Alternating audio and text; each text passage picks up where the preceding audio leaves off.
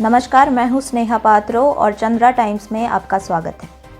प्रधानमंत्री नरेंद्र मोदी अपने केंद्रीय कैबिनेट का 2 दिन के भीतर विस्तार कर सकते हैं। इसे देखते हुए बिहार की सियासत गर्म होती दिख रही है।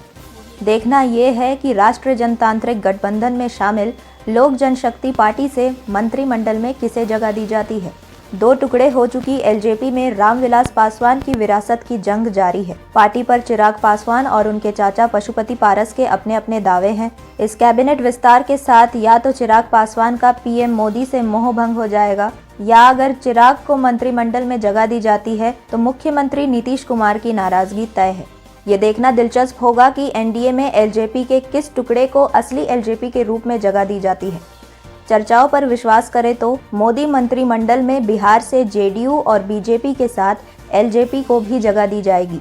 एलजेपी से पहले रामविलास पासवान कैबिनेट मंत्री थे, लेकिन उनके निधन के बाद पार्टी से कोई मंत्री नहीं है। एलजेपी में मचे घमासान के बीच बीजेपी की चुप्पी के कारण वह किसके साथ है, फिलहाल ये स्पष्ट नहीं है। ये भी अभी तक पहेली बनी हुई है कि एलजेपी से पशुपति पारस को कैबिनेट में जगह दी जाएगी या चिराग पासवान को। माना जा रहा है कि बीजेपी सोमवार को रामविलास पासवान की जयंती के अवसर पर चिराग पासवान की आशीर्वाद यात्रा को मिले जन समर्थन को आंकने के लिए रुकी थी। बीजेपी देखना चाहती थी कि बदली परिस्थितियों में चिराग में रामविलास पासवान की तरह जनता को खींच पाने की काबिलियत है या नहीं। आशीर्वाद यात्रा में उमड़ी भीड़ और उसे मिले जन समर्थन को पैमाना माने तो चिराग पासवान सफल माने जा रहे हैं। इस यात्रा ने पार्टी पर उनके पकड़ के दावे को भी मजबूत किया है। हालांकि उनके चाचा पशुपति पारस इससे कोई इत्तेफाक नहीं रखते।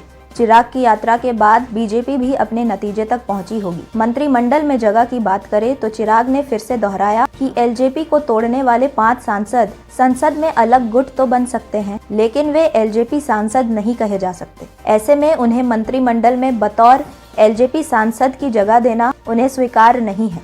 चिराग ये पहले भी कह चुके हैं कि भविष्य में उनके लिए रास्ते खुले हैं।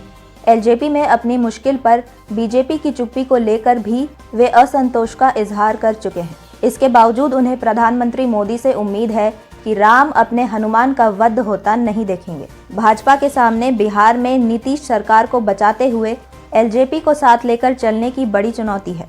बिहार विधानसभा चुनाव के दौरान चिराग पासवान ने जिस तरह से जेडीयू के खिलाफ मोर्चा खोलकर विधानसभा में उसे तीसरे नंबर की पार्टी बनाने में जो भूमिका निभाई है, उससे नीतीश कुमार नाराज हैं। बीजेपी के चिराग को साथ लेकर चलने से नीतीश कुमार की नाराजगी तय है। इसलिए इस बाबत कोई भी फैसला लेने से पहले बीजेपी सियासी गुणाभाग जरूर करेगी। स्पष्ट है कि एलजेपी में मचे घमासान का सियासी क्लाइमैक्स अब नजदीक है।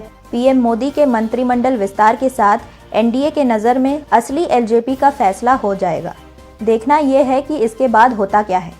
अगर पशुपति पारस के पक्ष से बतौर एलजेपी सांसद किसी को मंत्रिमंडल में जगह मिलती है तो चिराग पासवान क्या करेंगे। अगर चिराग मंत्री बनाए जाते हैं तो नीतीश कुमार की प्रतिक्रिया क्या होगी, देखना दिलचस्प होगा।